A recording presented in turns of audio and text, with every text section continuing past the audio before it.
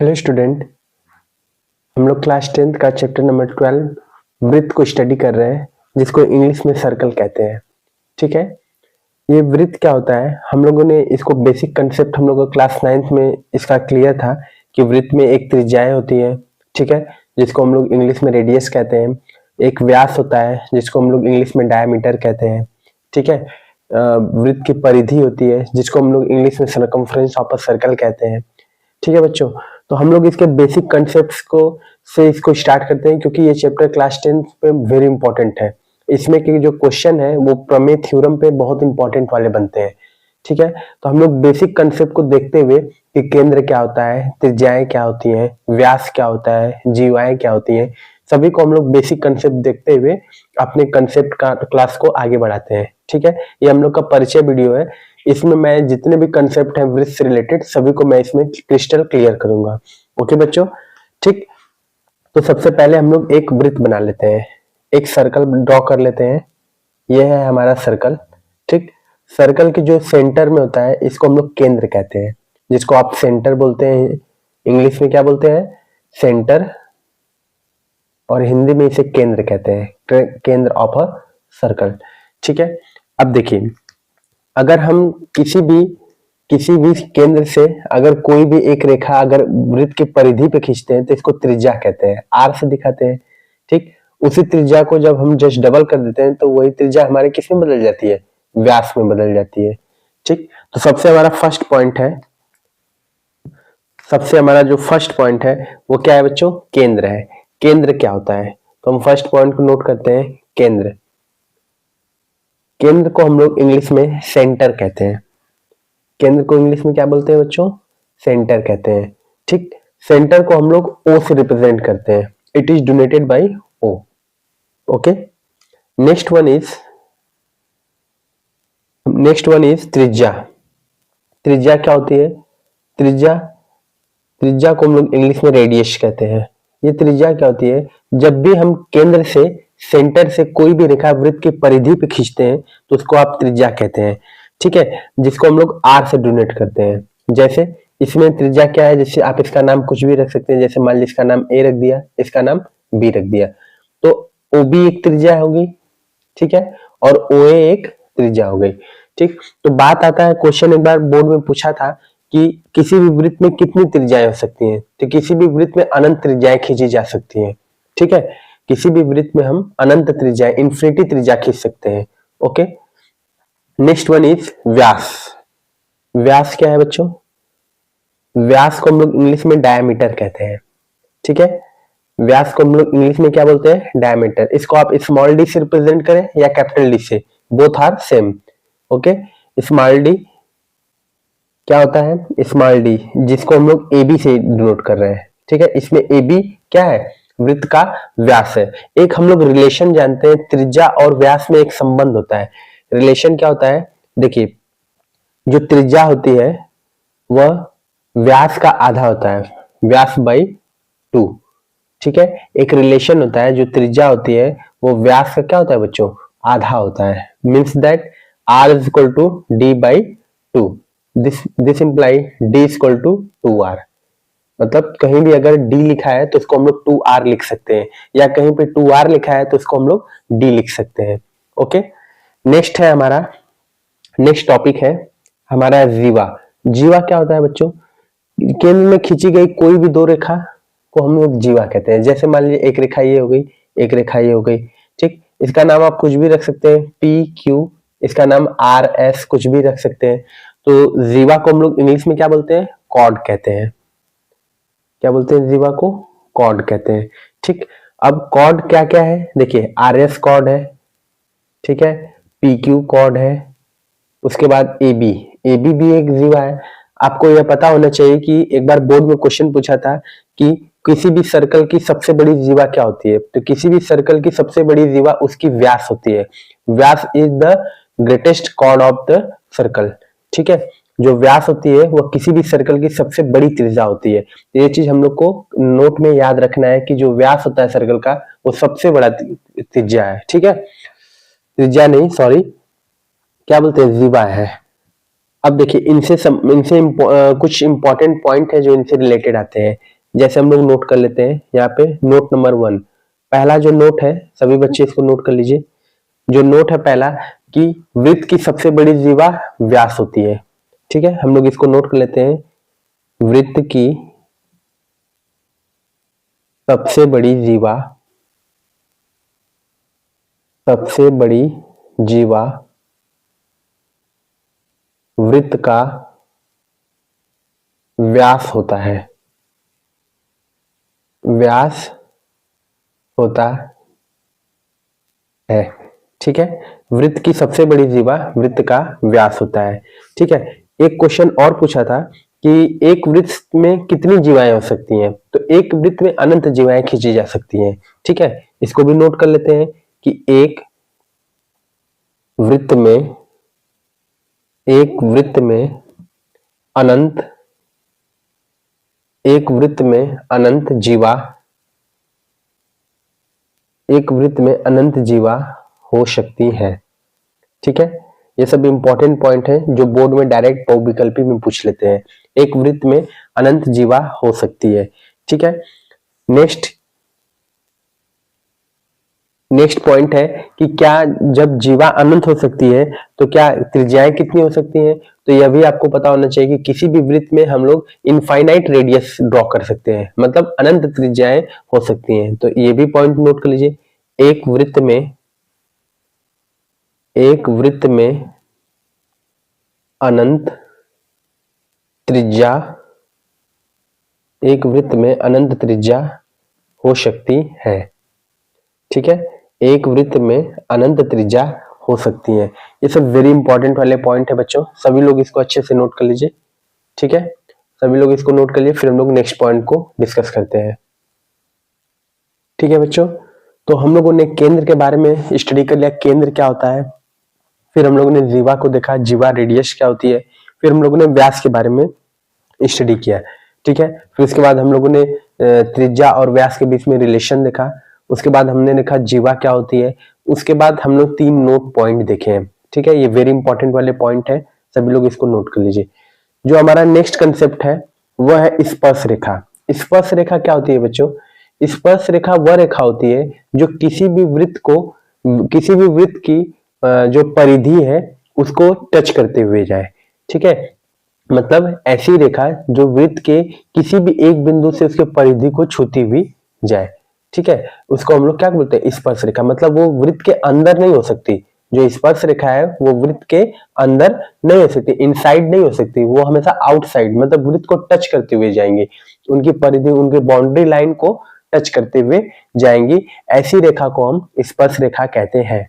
ठीक है, तो हम लोग इसको देख लेते हैं, फिर उसके बाद इसके डेफिनेशन को भी नोट कर लेते हैं। ओके, तो इसको रख कर देते हैं बच्चों। ये सारे पॉइंट वेरी इंपॉर्टेंट वाले हैं, इस सबको आप लोग कवर कर लीजिए। इस पे बोर्ड में डायरेक्ट एक प्रमेय है, जो 2 प्रमेय है उस पे क्वेश्चन आते हैं। ठीक, तो हम लोग आगे उसको डिस्कस करेंगे। 5th पॉइंट है हमारा स्पर्श रेखा। स्पर्श रेखा, ठीक है। देखिए, सबसे पहले हम लोग इसको फिगर से समझ लेते हैं, उसके बाद हम लोग इसके डिफिनेशन को नोट डाउन करेंगे। देखिए, दिस इज अ सर्कल, एक पॉइंट ये है, एक पॉइंट ये है। ठीक है, एक लाइन हम लोगों ने ड्रॉ कर दी ऐसे। ठीक, एक लाइन हमने फिर से ऐसे ड्रॉ कर दी। लेट सपोज पॉइंट यहां है, तो एक पॉइंट हम लोगों ने, एक लाइन ऐसे ड्रॉ कर दी। नेक्स्ट एक पॉइंट हम लोगों ने ऐसे ड्रॉ कर दी। इसका मतलब कि एक बिंदु से केवल एक स्पर्श रेखा खींची जा सकती है। यह भी एक बार बोर्ड में क्वेश्चन आया था कि एक बिंदु से कितनी स्पर्श रेखा आप खींच सकते हैं, तो एक बिंदु से ओनली 1 रेखा खींची जा सकती है। ठीक है, एक बिंदु से केवल आप एक ही रेखा खींच सकते हैं, अनंत रेखाएं नहीं खींच सकते। बट एक बार क्वेश्चन और आया था कि क्या एक वृत्त में केवल एक ही स्पर्श रेखा हो सकती है? नहीं, एक वृत्त में अनंत स्पर्श रेखाएं हो सकती हैं। वाई? ऐसा क्यों है? क्योंकि एक वृत्त में अनंत बिंदु हो सकते हैं। जब बिंदु ही अनंत है तो उनसे खींची हुई रेखा कितनी हो सकती है? अनंत हो सकती है। ठीक है, तो ये दोनों इंपॉर्टेंट पॉइंट हैं जो बोर्ड में डायरेक्ट आपके बहुविकल्पी में पूछे हुए हैं, जिसको हम लोग कवर करेंगे। ठीक, तो सबसे पहले हम लोग स्पर्श रेखा की परिभाषा लिख लेते हैं, क्या होता है।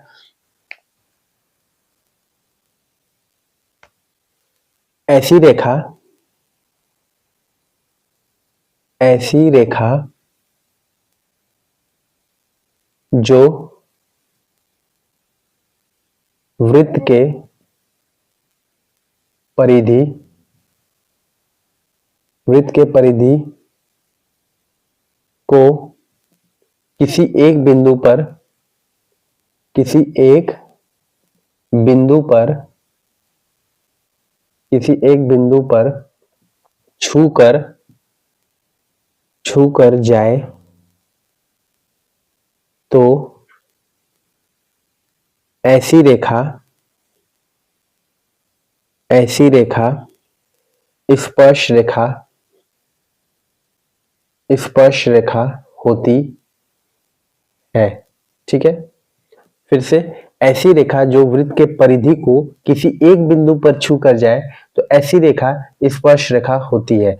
तो क्या आप एक वृत्त से केवल एक ही स्पर्श रेखा खींच सकते हैं? नहीं, एक वृत्त से अनंत बिंदु है तो अनंत स्पर्श रेखाएं खींची जा सकती हैं। तो इससे भी दो पॉइंट वेरी इंपॉर्टेंट वाले हैं जिसको हम लोग नोट करेंगे कि क्या एक वृत्त से कितनी स्पर्श रेखा खींची जा सकती है। तो देखिए, अगर एक बिंदु है तो केवल एक स्पर्श रेखा खींच सकते हैं, अनेक बिंदु है तो अनेक स्पर्श रेखा खींच सकते हैं। ठीक है, इसमें कोई डाउट नहीं होनी चाहिए। तो देखिए, फर्स्ट पॉइंट हम लोग नोट कर लेते हैं। एक बिंदु से, एक बिंदु से केवल, एक बिंदु से केवल एक ही स्पर्श रेखा, स्पर्श रेखा खींची जा सकती है, खींची जा सकती है, जा सकती है।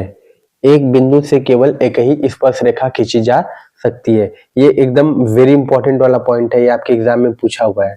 ठीक है, सभी बच्चे इसको नोट कर लेंगे कि एक बिंदु से केवल एक स्पर्श रेखा खींची जा सकती है। अगर ऑप्शन आएगा अनेक तो अनेक वाला ऑप्शन इनकरेक्ट है। करेक्ट कौन सा ऑप्शन है? Only one.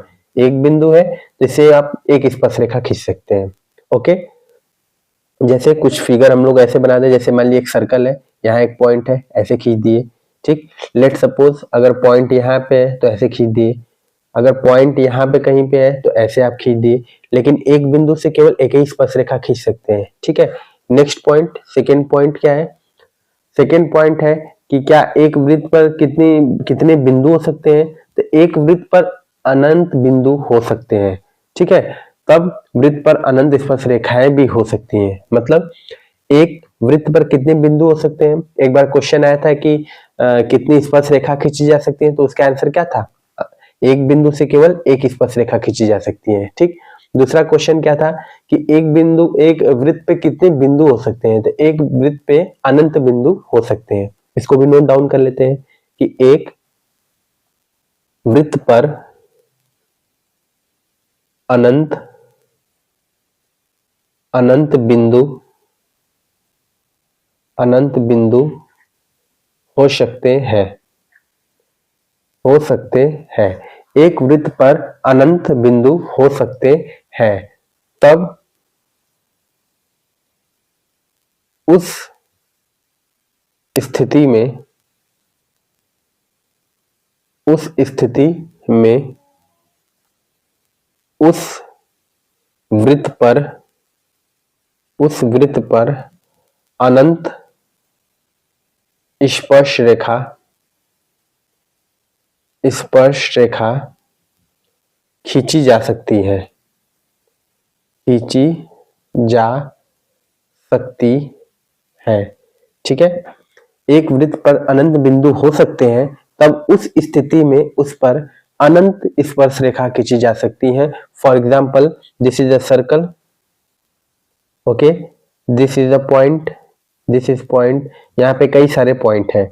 ठीक है, अब बच्चों जितने पॉइंट हैं उतने आप स्पर्श रेखा खींच सकते हैं। ठीक, अगर अनंत पॉइंट है तो अनंत, अगर जितने 5 पॉइंट है तो 5। जैसे एक ये हो गया, एक ये हो गया, एक ये हो गया, एक ये हो गया, एक ये हो गया, ये सारी स्पर्श रेखा है।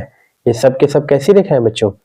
स्पर्श रेखा। ठीक है, सब लोग इसको नोट डाउन कर लिए, ये पॉइंट भी वेरी इंपॉर्टेंट है, ये भी आपके एग्जाम में पूछा हुआ है।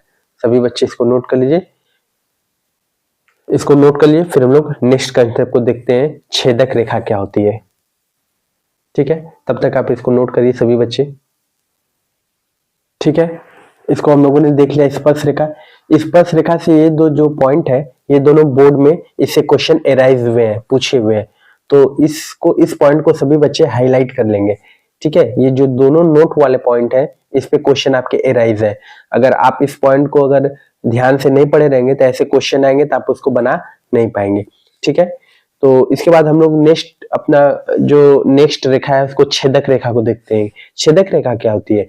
देखिए बच्चों, छेदक रेखा और स्पर्श रेखा में बस एक अंतर है।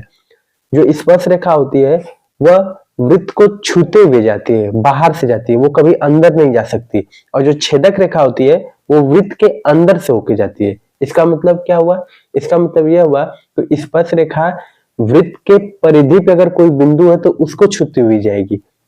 जो छेदक रेखा है वो वृत्त के अंदर अगर कोई बिंदु हो तो उसको छूते हुए जाएगी। मतलब छेदक वृत्त के अंदर से जाएगी और आपके स्पर्श रेखा वृत्त के बाहर से छूते हुए जाएगी। बस ये दो अंतर है छेदक रेखा और स्पर्श रेखा में। तो हम लोग नेक्स्ट हेडिंग डालते हैं इस छेदक रेखा, इसको रफ कर देते हैं बच्चों।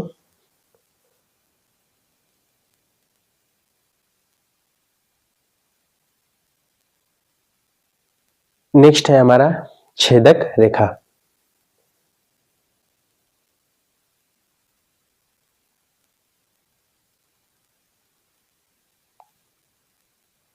ये छेदक रेखा क्या होती है? देखिए फिर से, छेदक रेखा वह रेखा होती है जो वृत्त के अंदर किसी बिंदु से होते हुए जाती है। तो सबसे पहले हम लोग इसके फिगर को देख लेते हैं।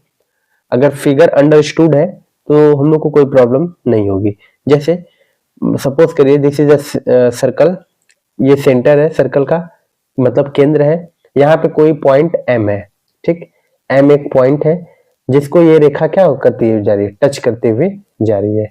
ठीक है, ऐसे टच करते हुए। तो ऐसी रेखा को हम कैसी रेखा कहते हैं? छेदक रेखा कहते हैं। कैसी रेखा कहते हैं बच्चों? छेदक रेखा।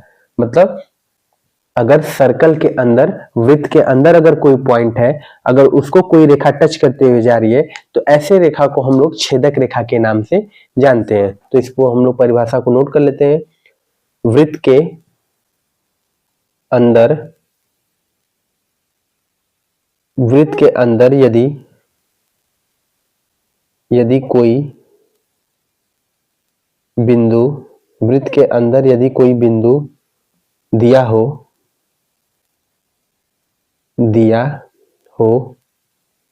तो उसे बिंदु, वृत्त के अंदर यदि कोई बिंदु दिया हो तो उसे, ठीक है, वृत्त के अंदर यदि कोई बिंदु दिया हो तो उस बिंदु से होकर जाने वाली रेखा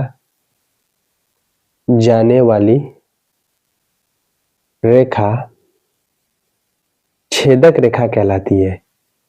छेदक रेखा कहलाती है। ठीक है प्यारे बच्चों, मतलब वृत्त के अंदर यदि कोई बिंदु दिया हो तो उस बिंदु से होकर जाने वाली रेखा छेदक रेखा कहलाती है। ये हमें क्रिस्टल क्लियर होना चाहिए कि छेदक रेखा और स्पर्श रेखा में क्या अंतर है। ठीक है, इस तरीके से जितने भी इंफॉर्मेशन वाले पॉइंट थे उसको हम लोगों ने इसमें कवर कर लिया। ठीक है बच्चों, अब हम लोग दो प्रमेय को देखते हैं जो दोनों प्रमेय वेरी वेरी इंपॉर्टेंट है, जो आपके एग्जाम में कई बार पूछे हुए हैं।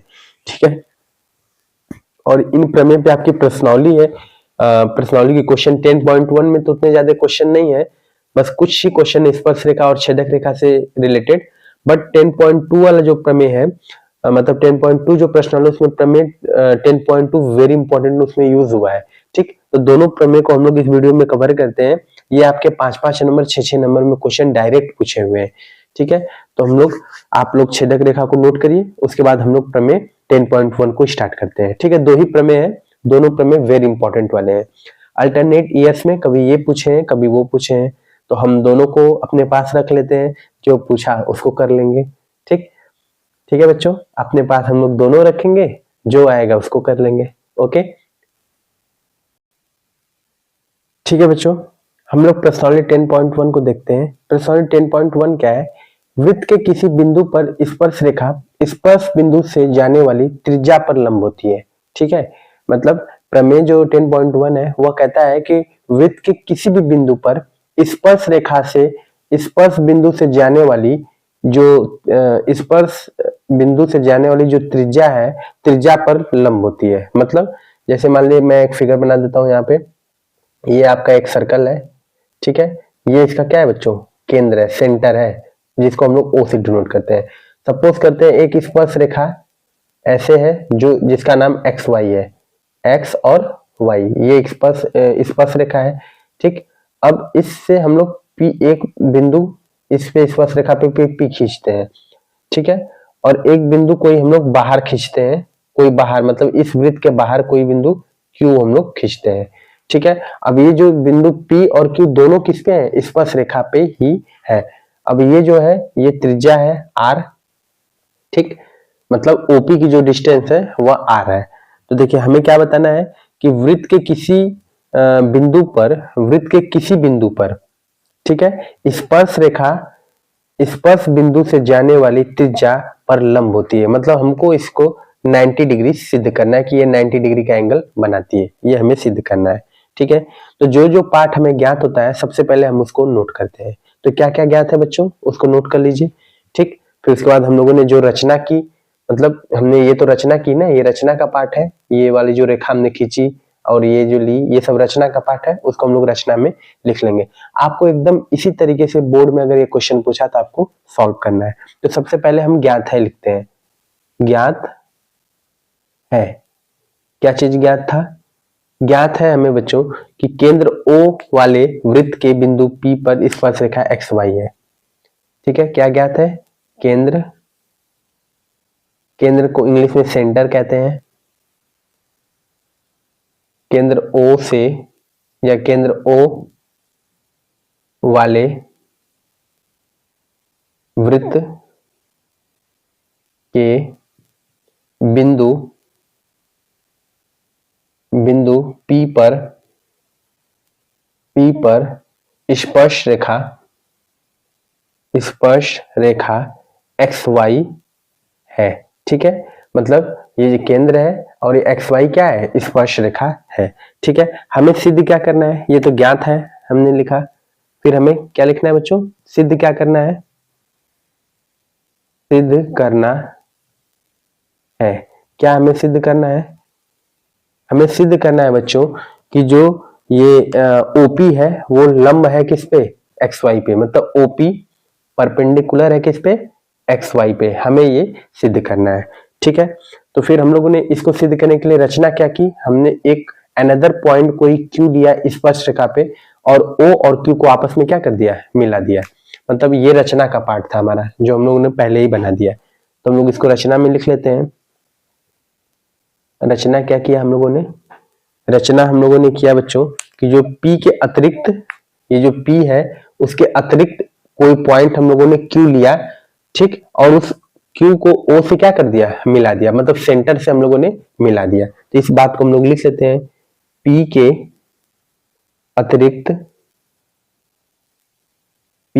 अतिरिक्त एक्स वाई पर एक बिंदु Q। ठीक है, एक बिंदु Q लिया तथा O को Q से मिलाया। O को Q से मिलाया। ठीक है, इतना पार्ट हम लोगों ने रचना में किया था। ठीक है, अब हम लोग उपपत्ति, अब हम लोग इसको प्रूविंग को स्टार्ट करते हैं। यहां से लिखते हैं उपपत्ति। ठीक है, उपपत्ति हम लोगों ने क्या किया कि Q बिंदु वृत्त के बाहर स्थित है। ये जो Q बिंदु है वो वृत्त के कहाँ स्थित है? बाहर स्थित है। अतः केंद्र से बिंदु की दूरी OQ, मतलब ये जो OQ है वो इस त्रिज्या वाली दूरी से क्या है? अधिक है। मतलब ये जो हमने Q बिंदु लिया वह वृत्त से बाहर है। ठीक, तो ये जो ओ की दूरी है, ये ओ क्यू, वो ओ की दूरी, ये त्रिज्या वाली दूरी ओपी से क्या है, ग्रेटर है, अधिक है। वो क्लियर दिख रहा है, फिगर में भी दिख रहा है कि इसका डिस्टेंस ओ क्यू का डिस्टेंस ओपी से ज्यादा है। तो इसी बात को हम लोग लिख लेते हैं कि क्यू बिंदु वृत्त के बाहर स्थित है, बाहर स्थित है। अतः केंद्र से बिंदु की दूरी, कौन से बिंदु की दूरी, ओ क्यू बिंदु की दूरी ओ क्यू त्रिज्या से अधिक है, त्रिज्या से अधिक है या होगी, जो भी लिखें। वो तो क्लियर है ना कि जो ओ क्यू की दूरी है वो ओपी से क्या है, ज्यादा है, ग्रेटर है। ये बात तो इसमें कोई डाउट है ही नहीं, ये तो एकदम सेम बात है ना बच्चों। आपको देखने में भी, डिस्टेंस में भी पता चल रहा है। ठीक है, तो हम यहाँ लिखेंगे अतः ओ क्यू जो है वह ग्रेटर देन क्या है, आर है। इस आर की वैल्यू क्या है, ओपी है, मतलब O Q greater than O P.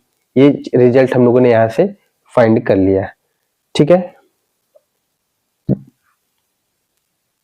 ठीक है। इसी प्रकार अगर हम मान लीजिए क्यू के अलावा कोई अनदर बिंदु लेते हैं, कोई भी बिंदु आप लेंगे वो हमेशा ओपी से क्या होगा, ग्रेटर होगा। यह बात तो क्लियर हो गई कि हम अगर पी के अतिरिक्त कोई भी बिंदु अगर हम स्पर्श रेखा एक्स वाई पे लेते हैं तो दिस इज ग्रेटर देन, वह ग्रेटर होगी, हमेशा ओपी से क्या होगी, ग्रेटर। मतलब सेंटर की जो दूरी है, सेंटर का जो दूरी है आपके जीवा पे, इस वाले दूरी से कोई अनदर पॉइंट आप अगर लेंगे तो वो हमेशा क्या होगा, ग्रेटर होगा।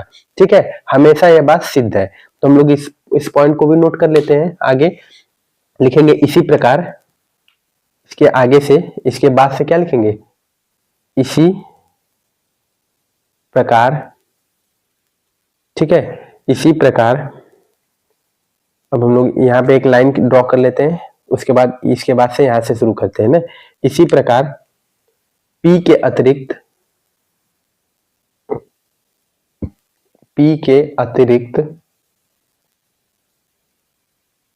अतिरिक्त रेखा XY पर स्थित सभी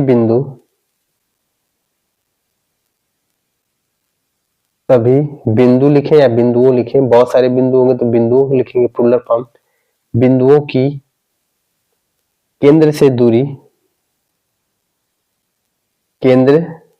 O से दूरी सदैव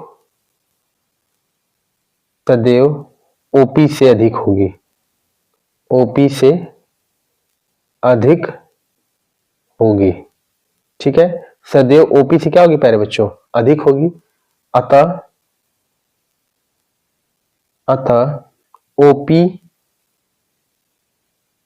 OP केंद्र O से रेखा XY की न्यूनतम दूरी है, न्यूनतम मतलब सबसे कम, न्यूनतम दूरी है।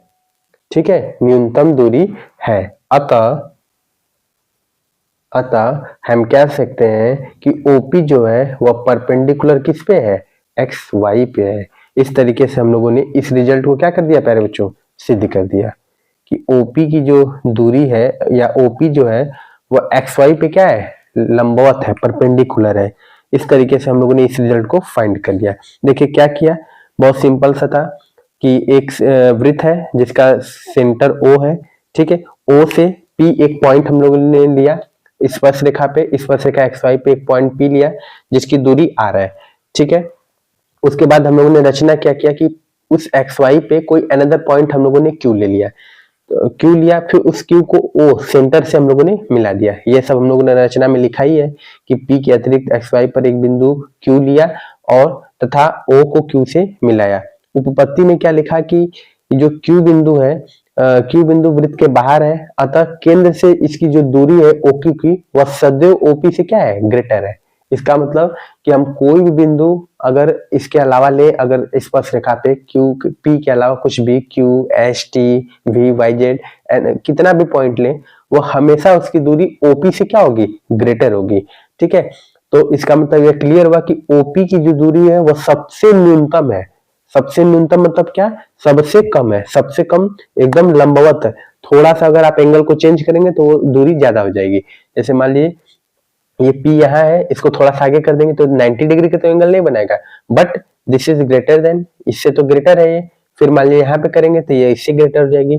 इसका मतलब सबसे जो शॉर्टेस्ट डिस्टेंस है वो क्या है, सेंटर का एकदम सीधी वाली लाइन, मतलब लंबवत रेखा। तो हम लोग कह सकते हैं अतः OP जो है XY पे क्या है, परपेंडिकुलर है। इस तरीके से हम लोगों ने प्रमेय 10.1 को वेरी इंपॉर्टेंट वाला समझा। ये आपके बोर्ड में कई बार पूछा है प्यारे बच्चों, आप इसको अच्छे से नोट डाउन कर लीजिए। ओके, फिर हम लोग नेक्स्ट प्रमेय प्रमेय 10.2 को देखते हैं। ठीक है, तब तक आप इसको नोट करिए। ठीक है, अब हम लोग प्रमेय 10.2 देखते हैं। ये भी बहुत इंपॉर्टेंट प्रमेय है बच्चों। देखिए ये इसको हम लोग दो मेथड से कर सकते हैं। एक तो पाइथागोरस प्रमेय से, ठीक, पाइथागोरस का प्रमेय का यूज करके कर सकते हैं। एक हम लोग सर्वांग का यूज करके कर सकते हैं, जो क्लास 9 हम लोगों ने सीखा था। तो हम लोग दोनों मेथड का यूज कर लेते हैं। ठीक है, तो मेथड नंबर 1 एकदम सेम तरीका का है और वेरी इंपॉर्टेंट है बच्चों। ये दोनों ही प्रमेय बहुत इंपॉर्टेंट है। ठीक है, पहले हम लोग मेथड नंबर 1 में कर लेते हैं। देखिए क्या दिया, y बिंदु से वृत्त पर खींची गई स्पर्श रेखाओं की लंबाइयां बराबर होती हैं। मतलब कोई y बिंदु, एक मान लीजिए y बिंदु P है, इससे हमने स्पर्श रेखा एक खींची क्या है, AP, और एक स्पर्श रेखा क्या खींची, PB। ये जो है AP और PB ये आपस में बराबर होती है। ये हमें सिद्ध करना है कि y बिंदु से खींची गई स्पर्श रेखा की लंबाइयां आपस में क्या होती है, बराबर होती हैं। ठीक है, अभी हम लोगों ने ये कंसेप्ट पढ़ा है कि ये सेंटर से अगर कोई रेखा अगर इस पे परिधि खींचते हैं तो ये 90 डिग्री का एंगल बनाती है। अभी तुरंत हम लोगों ने पहला ही प्रमेय सिद्ध किया है। ठीक है, तो जो जो हमें ज्ञात है सबसे पहले उसको लिख लेते हैं। क्या क्या ज्ञात है बच्चों, देखिए ज्ञात है। ठीक है, यहां से हम लोग नोट कर लेते हैं, ज्ञात है। ठीक है, क्या क्या ज्ञात है उसको नोट कर लीजिए। सबसे पहले हमें नोट करना है, ज्ञात है हमें कि केंद्र O से, केंद्र O वाले, केंद्र O वाले वृत्त पर वाह्य बिंदु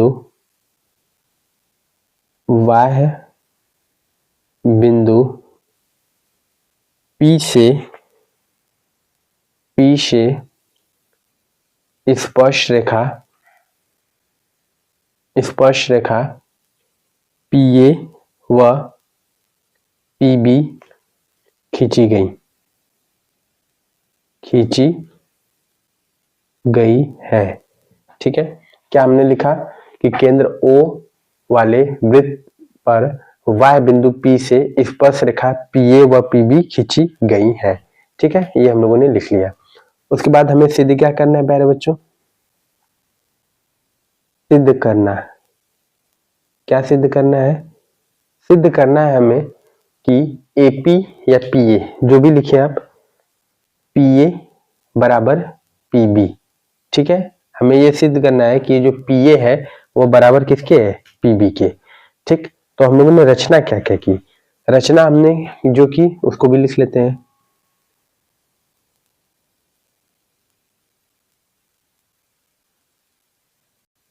देखिए हमने रचना की कि ये जो बिंदु O है सेंटर वाला, इसको A से मिलाया और इसको B से मिलाया, तब ये एक त्रिभुज बन गया। तो यही रचना में हम लोग लिख लेते हैं कि बिंदु O को बिंदु A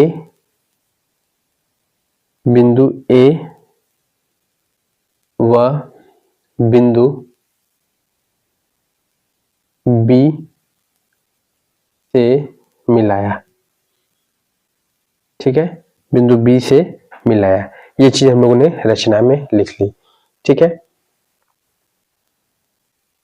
अभी हम लोगों ने पहला ही जो प्रमेय सिद्ध किया था कि हमें पता है कि जब इसको हम लोगों ने मिला दिया यहाँ तक, इसको यहाँ तक मिला दिया, तो इससे हमें यह स्पष्ट हो गया कि स्पर्श रेखा व स्पर्श बिंदु से जाने वाली जो त्रिज्या है वह परस्पर त्रिज्या पे क्या होती है, मतलब त्रिज्या जो है वो क्या होती है, लंब होती है, 90 डिग्री का एंगल बनाती है। अभी पहला ही प्रमेय सिद्ध किए हैं, तो इसको हम लोग लिख सकते हैं, चूंकि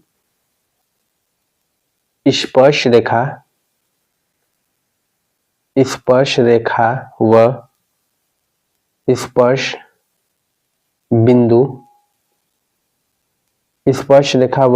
बिंदु से जाने वाली त्रिज्या परस्पर लंबवत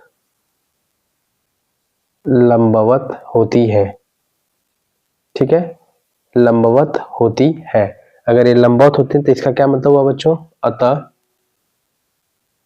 एंगल ए बराबर 90 डिग्री, एंगल बी बराबर 90 डिग्री, ये दोनों ही क्या हो गए, 90 डिग्री के एंगल हो गए। अब देखिए, अब क्वेश्चन एकदम आसान हो गया। अब हमें पता चल गया ये 90 डिग्री के एंगल हो गए, ये भी 90 डिग्री के एंगल हो गए। तब हम यहाँ पे क्या लगा सकते हैं, बहुत आसानी से पाइथागोरस प्रमेय का यूज कर सकते हैं। पहले वाले त्रिभुज में पाइथागोरस लगा दीजिए और दूसरे वाले त्रिभुज में पाइथागोरस प्रमेय लगा दीजिए। तो हम लोग लिखते हैं पाइथागोरस एक साइंटिस्ट है बच्चों, मैथमेटिशियन है। पाइथागोरस प्रमेय से, ठीक है, पाइथागोरस प्रमेय को हम लोग शॉर्ट में क्या लिखते हैं, पीजीटी।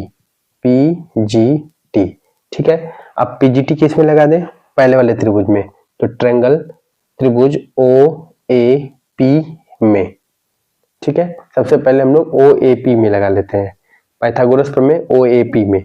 तो देखिए पाइथागोरस प्रमेय क्या होता है, 90 डिग्री का एंगल कर्ण होता है, तो ओपी का स्क्वायर, कर्ण का स्क्वायर इक्वल टू आधार का स्क्वायर प्लस लंब का स्क्वायर, तो ओपी का स्क्वायर इक्वल टू ओए का स्क्वायर प्लस एपी या पीए, कुछ भी लिख सकते हैं, इसका स्क्वायर। ठीक है, इसको हम लोग समीकरण नंबर क्या मान लेते हैं, फर्स्ट मान लेते हैं। ठीक है, और उसी तरीके से तथा त्रिभुज, अब इस त्रिभुज का नाम क्या लिख दे, ओबीपी में। ठीक है, त्रिभुज ओबीपी में, तो देखिए फिर से ओपी का जो स्क्वायर है, ओपी का स्क्वायर है वह बराबर किसके है, ओबी के स्क्वायर के प्लस बीपी के स्क्वायर के। इसको समीकरण नंबर क्या मान ले, 2 मान ले। अब देखिए समीकरण 1 व समीकरण 2 की तुलना कर दिए, देखिए यह भी ओपी के बराबर है और यह भी ओपी के बराबर, तो यहाँ तुलना कर दिए, समीकरण 1 व समीकरण 2 की तुलना करने पर। ठीक है, समीकरण 1 व समीकरण 2 की तुलना करने पर, तो देखिए तुलना करेंगे तो क्या हो जाएगा बच्चों, दोनों ये पक्ष बराबर, तो ये पक्ष भी क्या हो जाएगा, बराबर हो जाएगा। तो लिखेंगे OA का स्क्वायर प्लस AP का स्क्वायर बराबर है किसके, OB का स्क्वायर प्लस BP का स्क्वायर। ठीक है, OA क्या है, त्रिज्या है, तो R स्क्वायर, ठीक, प्लस AP का स्क्वायर बराबर OB क्या है, यह भी त्रिज्या R स्क्वायर प्लस BP का स्क्वायर, R स्क्वायर से R स्क्वायर कैंसिल हो जाएगा, तो AP square equal to BP square, तो स्क्वायर दोनों साइड से कटेगा, तो AP बराबर क्या हो जाएगा बच्चों, BP। ठीक है, AP बराबर BP लिखें या इसी को लिख दें क्या, PA, क्रम विनिमय, कोई दिक्कत नहीं है, क्रम विनिमय से कोई परिवर्तन नहीं होता।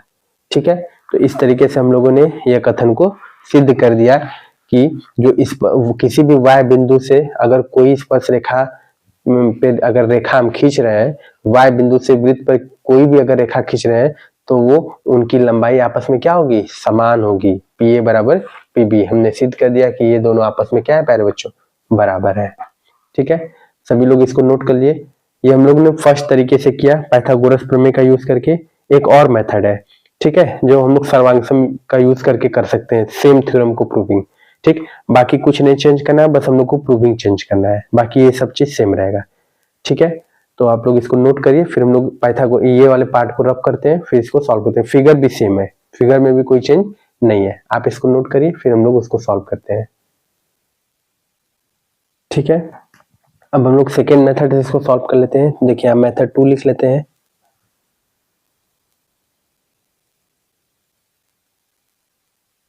मेथड नंबर 2 ज्ञात है, सेम रहेगा, सिद्ध करना यह भी सेम रहेगा, और ये रचना भी सेम रहेगी। इसको हम लोग हटा देते हैं, स्पर्श रेखा का आप कंसेप्ट नहीं लगाएंगे, अब हम लोग सर्वांग सम का यूज कर लेंगे। ठीक है, तो इस पार्ट को हम लोग रब कर लेते हैं।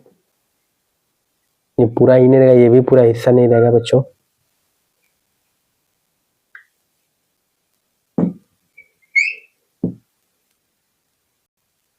ठीक है, तो अब हम लोग मेथड नंबर सेकंड लगा देते हैं।